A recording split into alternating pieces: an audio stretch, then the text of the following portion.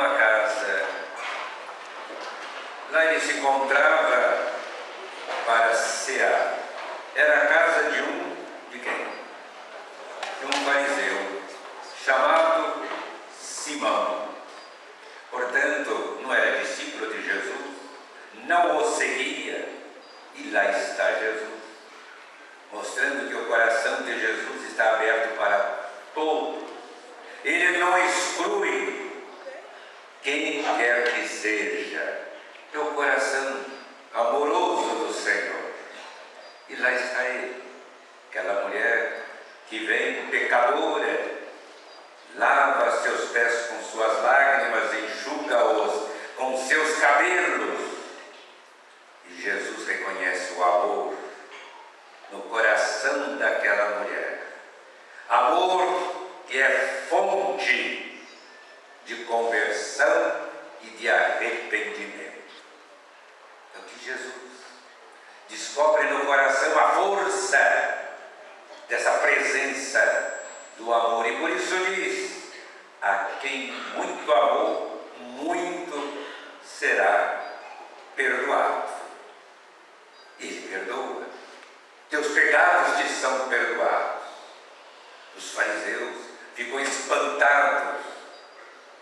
E aí nós vemos como quantos fazem discursos, falam sobre perdão, sobre o arrependimento, sobre a penitência, e muitas vezes não vivem, não é verdade? Gostam de normatizar a vida dos outros, mas nunca olham para si mesmos.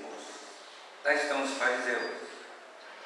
Por isso, certa feita, num sermão, Santo Antônio, vendo também no seu tempo tantos que faziam belíssimos discursos, a palavra de Deus sagrada, ele anunciava para que penetrasse nos corações, transformasse a vida das pessoas.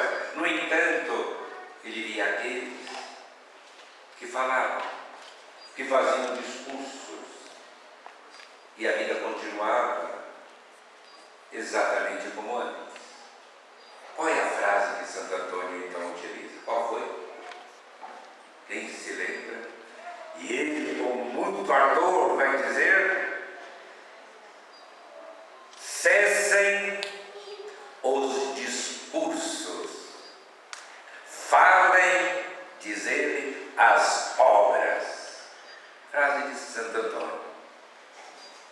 Para mostrar que não são só simples palavras. Hoje em dia ninguém faz discursos assim bonitos, que depois não vivem, né?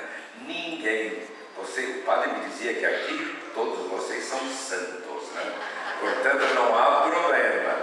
Mas nós vemos em outros lugares pessoas que fazem belíssimos discursos, palavras altissonantes.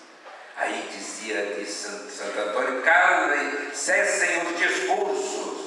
Não a palavra de Deus, ela deve entrar, penetrar, transformar, mas os discursos, falem as obras. Aliás, pelas obras nós conhecemos, pelos frutos conhecemos a árvore que dizia Jesus. Santo Antônio, o que ele fez? Mostrando realmente que essa palavra de Deus encontrava eco no seu coração e ele agia de acordo com essa palavra. Algo que nós, nesses dias, dia de Santo Antônio, nós vivenciamos. O que foi? Tan, tan, tan, tan. Quem acertar ganha um presente do Padre Ailton. Vocês vieram aqui à igreja, tantas outras igrejas de Santo Antônio, etc., para abençoar os pães, pãozinho de Santo Antônio. Eu, quando era criança, minha mãe, eu já estava dizendo para o Padre Ailton, minha avó, eles eram italianos, minha mãe nasceu na Itália, mas a minha avó, devotíssima de Santo Antônio, né? Minha avó, então, cuidava do altar lá da minha terra, rústico que eu era, ia lá, ajudava a arrumar o altar. E o pãozinho de Santo Antônio, o que faziam quando recebiam, depois de ter recebido a bênção? Como? Colocava no... minha mãe, minha avó, minha mãe, colocavam dentro do... onde guardava o arroz. Etc. Por quê? Para que nunca faltasse alimento em casa e nós soubéssemos partilhar o que temos com aqueles que não têm. Que era o gesto concreto de Santo Antônio. Portanto, que falem as obras, cessem os discursos, só o falar, que nós possamos compreender isso.